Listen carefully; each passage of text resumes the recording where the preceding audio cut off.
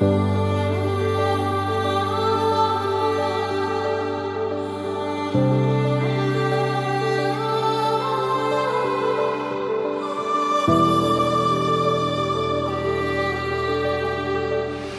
memang Bapak itu tidak mau turun. Saya ajak pun tidak mau, karena Bapak itu dapat amanah dari Ngarso Dalem atau Sri Sultan Hamengkubuwono yang 9 waktu itu. Jadi bagaimanapun kondisi itu jangan meninggalkan tempat, sehingga ya harus dipertahankan, itu namanya tanggung jawab.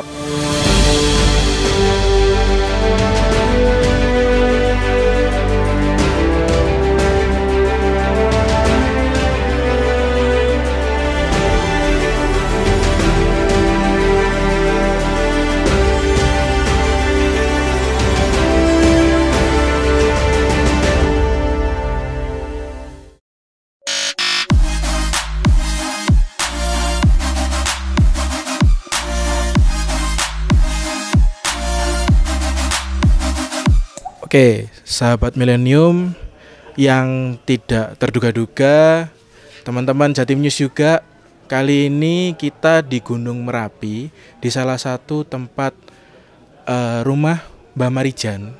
Kita sekarang sudah bersama dengan putra dari Mbah Marijan yang keempat, Pak Asih, nggih Pak. Nggih.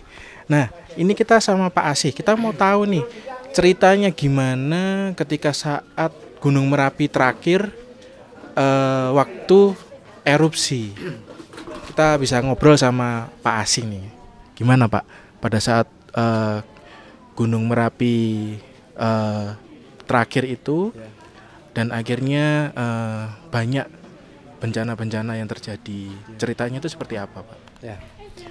Jadi Merapi meletus di tahun 2010, bulannya tanggal 26 Oktober 2010.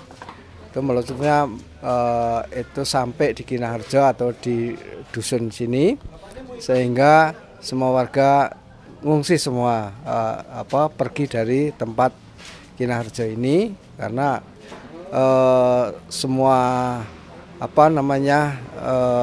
dusun ini kena semua, kena awan panas, dan juga semua rumah-rumah, semua harta kekayaan semuanya hilang semua, artinya kena erupsi Merapi.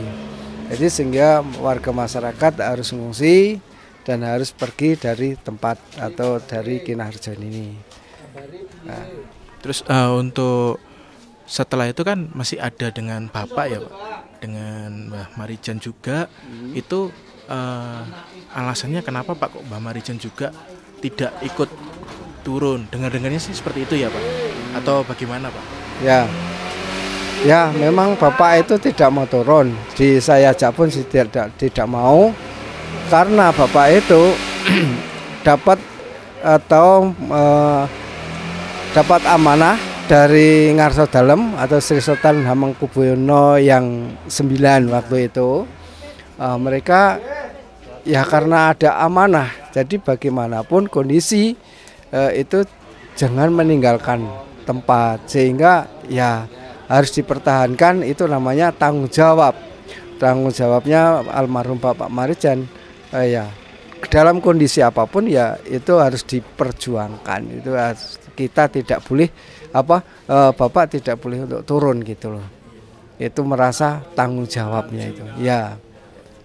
Oke. Jadi teman-teman atau sahabat milenium dan Jatim News, bahwasanya Mbah Marijan benar-benar memegang tanggung jawab dari Sultan Hamengkubuwono yang ke-9 ya Pak. Ya. Yang ke-9, dan disinilah sangat terlihat jelas bagaimana sosok beliau sebagai pahlawan juga juru kunci yang sejati. Mungkin ada kayak yang di belakang ini kan sekarang sudah ada museum petelasan dari Mbah Marijan. Ya. Mungkin bisa sedikit cerita nih Pak, kayak ada mobil yang yang sudah terkena erupsi, terus beberapa rumah-rumah yang terjangkit seperti ini. Nah itu boleh diceritakan nggak Pak, isinya apa aja sini Pak? Ya. Jadi mobil itu yang terbakar itu kena erupsi, itu mobil evakuasi untuk mengevakuasi Bapak Marijan itu. Yang akan mengevakuasi itu adalah anak PMI sama wartawan Viva News. Ah, itu karena mereka belum sampai Bapak turun itu sudah kena. Jadi itu juga kena dari anak-anak atau sopirnya maupun wartawannya itu kena semua, akan juga meninggal. Nah, terjadinya museum itu ya kita hanya ngumpuli barang-barang apa yang dimiliki yang sebelum terbakar itu ya saya gali, karena dulu ini sudah rata, sudah terkubur sama pasir dan kerikil-kerikil itu. Akhirnya saya gali-gali, terus ada temuan, ada ya alat-alat dapur dan yang masih diselamatkan itu. Terus akhirnya ya saya kok ternyata saya gali-gali kok banyak yang lihat gitu loh. Nah, terus akhirnya saya rawat, terus saya kumpulkan. Akhirnya ya terus saya jadikan ya semacam itu, saya kasih rumah walaupun sederhana, itu saya kumpulkan, saya tempel-tempel di dinding-dinding itu supaya orang itu melihat. Dan juga ini ada foto-foto ya peristiwa erupsi Merapi itu, saya mengumpulkan foto-foto dari teman-teman yang mengambil foto. Dan di sini kan sekarang Pak Asi juga diberikan amanah untuk sebagai menggantikan juru kunci di Gunung Merapi juga nih. Nah, itu apa sih Pak peranan juru kunci yang memang harus dilakukan di sini atau seperti apa gitu? Ya, sebenarnya juru kunci pertama itu untuk melestarikan budaya di Merapi yang sudah ada, itu dilestarikan, bahwa itu dijaga supaya tidak punah. Yang kedua, saya diamanai oleh Ngarso Dalem yang ke-10. Ya, setiap tahun itu ada namanya upacara adat Labuhan. Nah, itu yang melaksanakan itu saya dan teman-teman. Saya sebagai pelaksana dan semua ubur rampe atau persyaratan dari keraton itu sendiri.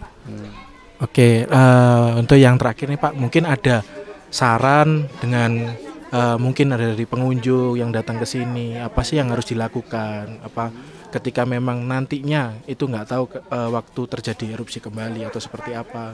Mungkin bagaimana kita melestarikan dulu yang sudah ada, mengenang, itu mungkin ada saran atau pesan Pak untuk yang lagi nonton di rumah Pak?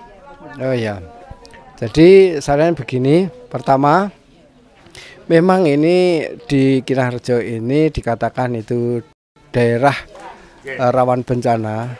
Namun ya kita perlu waspada dan hati-hati saja.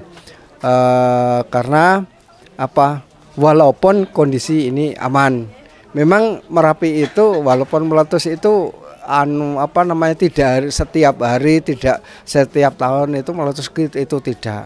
Tapi yang perlu kewaspadaan, ya kehati-hatian itu perlu dikondisikan supaya nanti tidak ada terjadi apa-apa atau terjadi yang tidak diinginkan.